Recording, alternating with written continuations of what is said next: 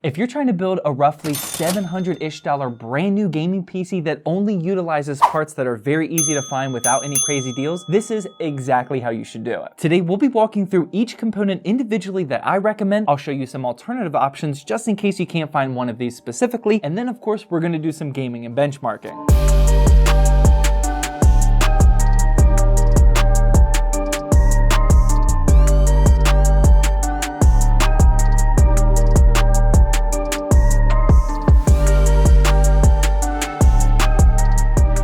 Things off with our CPU, here I'll recommend none other than the Intel i3-12100F. Please don't let the i3 tag fool you. An i3 isn't what it used to be several generations ago because this is actually a very powerful and fast chip specifically for gaming. All Intel i3s used to completely suck for gaming, and I get it, but that's just not the situation anymore. This is not only a 4-core and 8-threaded chip with a turbo of up to 4.3 gigahertz, but this will actually pair with some really powerful graphics cards without bottlenecking them, and there's a decent upgrade path for future-proofing as well. For some alternatives, you could get the newest 13100F, but that's usually not worth the $30-ish price difference unless you absolutely have to have the newest generation available. I support you on that if your mind is built like that, by the way. What I also support you on is fully securing and backing up your data, and today's video sponsor can definitely help you out with that. And real quickly before moving on, today's video sponsor is Wondershare's Recover It software, and something like this can actually help you prevent getting fired from your job.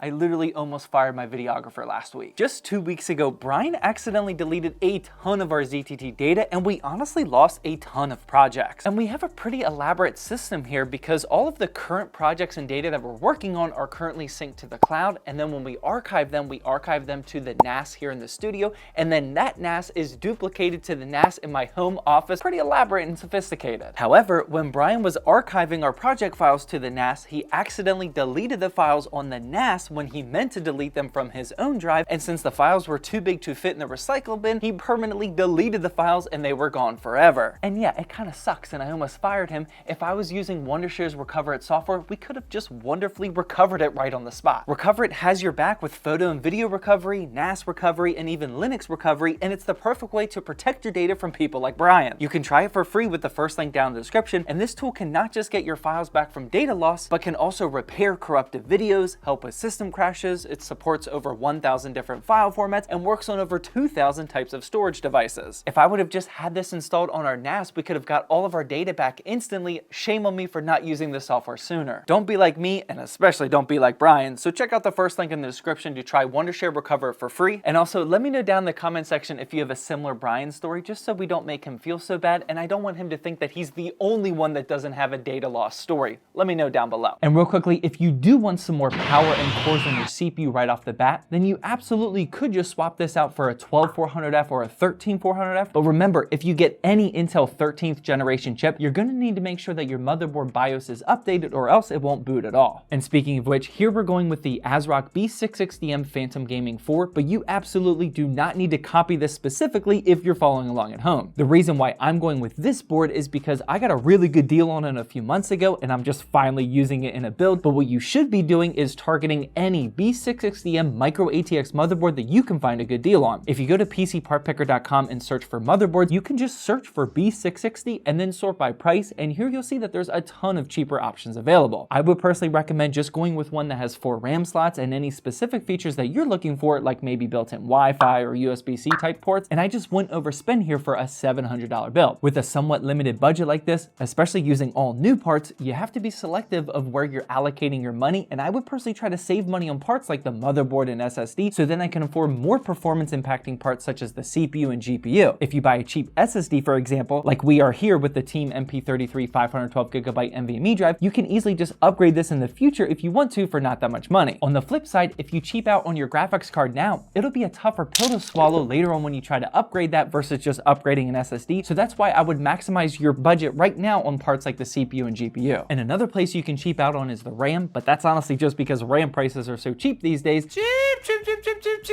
And here I went with the YOLO 2x8GB kit that's clocked at 3200 megahertz, and I got a really good deal here for just 39 bucks. We're seeing a bunch of 2x8GB DDR4 kits for around 35 to 45 bucks lately, so pick your poison as to which aesthetic design you personally want and whether or not you need RGB. RGB really isn't that much more expensive these days. Next up, we get to the power supply, and this is easily the most difficult part to find a good deal on right now, and here I'm going with yet another Thermaltake BM2 550 watt power supply. Another one. And that's just because I picked it up for 55 bucks. This is a solid tier C unit that's semi-modular, and these have been steadily on sale for around $55. What I do every single time I'm hunting for a new power supply is go back to PC Part Picker, just like with the motherboard. We'll click on power supply this time, filter by the amount of wattage I need, sort by price, and then just cross-reference all of these with the PSU tier list until I find something that I'm looking for. For a brand new $700 build like this, I'm perfectly fine going with a tier C model, but if you're spending like $1,250 or more on a build, you'll probably want to limit your options to tier B or tier A. At the time of recording, there's actually not a lot of options here. The power supply market is no bueno right now, so you have to exercise some patience here for sure. But next up after that, we'll quickly talk about the case, and here's our long lost friend, the Montech Air 100 Black, which used to be my all-time favorite micro ATX budget case. This comes with 4 pre-installed RGB fans and has a super clean and minimal design to it, but they just aren't super available anymore, so you might need an alternative. I believe the only place they're currently restocking these consistently is Micro Center, and if you live near one, then I definitely recommend just going with this case, but if not, here's some alternatives for you. And again, as a PC building YouTuber, sometimes I'm just gonna go with parts for this video that I already had in inventory here in my studio. With these build guides, you don't necessarily have to copy every single part that I'm using. Stop copying me.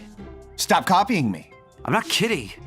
I'm not kidding. I'm just trying to create the baseline for you to follow and teach you how to pick alternatives and ultimately customize the build for yourself. Don't get me wrong, whenever I see a build in our community builds channel in our ZTD Discord server that's clearly copying one of my builds, I'm truly honored, but one of the biggest joys of PC building is having the ability to truly customize these machines exactly how you want, so feel free to experiment a bit and go off the track a little from what these YouTube build guides are telling you. And remember, if you buy from a reputable store like Amazon that has an easy return policy, you can just buy some of these parts and test them out and see if you like them, and if you don't, you can just simply return them. It's very easy to return an Amazon package these days. Moving along here though, we'll talk about the CPU cooler. This is certainly a component that you can customize and tailor to your own aesthetic liking, but I'm personally going with the Vitro V5 Black ARGB that I picked up off Newegg for $31. This is just a simple and clean all black cooler that has an ARGB fan pre-installed, which you can easily link with other case RGB fans if your case comes with a hub, and this installed inside the Montech Air 100 is just a really solid combo. Feel free to go with the Deepcool AG400 as a backup option if you're looking for the same aesthetic look. I get whichever one is cheaper, to be honest. And finally, we have our last component here, which is the graphics card, and this is the Gigabyte Eagle RX 6600 XT, and oh boy, are we gonna talk about the pricing on this one. Now, first up, just like normal, I recommend any RX 6600 XT that you can find for a great price. You definitely don't need this specific Gigabyte Eagle model because honestly, I don't even really like it. Longtime ZTT fans will already know that I'm just not a huge fan of this two-tone gray design with some light blue in there. It's really hard to color coordinate a build around this color palette, but whenever I do have an Eagle card, I always pair it with these Formula Mod cable extensions, which I'll have linked down in the description, along with literally everything else I just talked about. These extensions match up with the Gigabyte Eagle cards almost perfectly, and it looks pretty good overall, but still, I'm just not a huge fan of this aesthetic design. But now the main reason why I'm using this in the build today, despite not liking the Gigabyte Eagle cards, is because this is the very last GPU that I bought during the GPU apocalypse almost 2 years ago, and the pricing on this is just crazy to think about these days. Back during these crazy times of it being virtually impossible to buy a graphics card, there are no graphics cards, and we're lost. I ended up snagging this one for $510, and what's crazy is that at that time, it was actually a solid pickup. $510 for an RX 6600 XT is just wild to think about now. What's even crazier is that this was only like less than 2 years ago, so here's your reminder to be thankful for the wonderful PC building times that we're currently living in. If you were PC building during that time period, you'll know exactly what I'm talking about, but wow, that was an incredibly difficult time to part together a gaming PC, and I'm so thankful for the market that we're currently living in. We can complain about bad power supply deals and Nvidia raising the prices of graphics cards all day long, but none of that pales in comparison to how hard it was to get a graphics card when we were paying triple the MSRP for them, and that's if you could even hunt one down at all. But anyways, for a build today, you should only be spending around $220 to $260 for a 6600 XT brand new, and that's actually a really good price considering it beats the RTX 3060 and a lot of different titles. I am noticing that there's more readily available RX 6650 XTs for just a few bucks more lately, so feel free to spend the extra money on that if you see a good deal available. But all in all, here's what the parts list is looking like today, and I'm using the prices that you should be targeting and not the prices that I personally paid for this build. Hopefully you're understanding the point here that you can mix and match some of these components to how you like, and you definitely don't need to go with the exact models that I'm using in this build. And real quickly, if all of this is sounding just a bit too complicated, then I do offer my consulting services over on zaxtechdrift.com/consulting. If you need my help with the build, let me help you. I would love to. We have 4 consulting packages available depending on if you want me to simply design you a parts list, all the way up to me designing and building the PC for you. We'll have that link down in the description below. But yeah, for our build today, the motherboard and graphics card were chosen specifically because I already had them in inventory, like I said, but as a baseline for any $700 build, I would definitely recommend going with a combo such as the 12100F and RX 6600 XT. It's fantastic for 1080p gaming. And speaking of which, we'll hop into some benchmarks now just to prove that point. And starting with Apex Legends and 1080p high settings, we got 207 FPS. For GTA 5, which will test more of the 12100F, we put the settings at 1080p and very high, and we got 117 FPS. After that, we have Fortnite, which in 1080p Pro settings, we got 318 FPS. And even in Call of Duty Modern Warfare 2, we cranked up the settings to 1080p and Ultra, and we got a very respectable 110 average FPS. And here's some more games that we tested that will drive this point home. The Intel i3 12100F and RX 6600 XT is a super capable 1080p high to 1080p Ultra combination, and I just love to see this kind of performance on a total build price of $700 with all brand new parts. Now, I did recently upload a $750 build video with even crazier performance for 1440p gaming if you haven't seen it yet, but that one featured some used components, which allows you to get even more crazy deals. If you're the type of person that likes tinkering and trusts your decision making when buying used components, then that video is definitely for you. But if you prefer the much more safe approach where you're just looking to easily buy everything off Newegg or Amazon with 1 or 2 day shipping, then this $700 build guide is what you should be following. And maybe you're just the type of person that wants to buy a readily available and already built PC. If so, then check out our PCs at zttbuilds.com because we have a lot of price ranges available now, and these builds are from the aesthetic god himself. And if you're on a really tight budget and want to build a PC even cheaper than this one, then feel free to check out the $600 build guide video, which is linked on the screen now.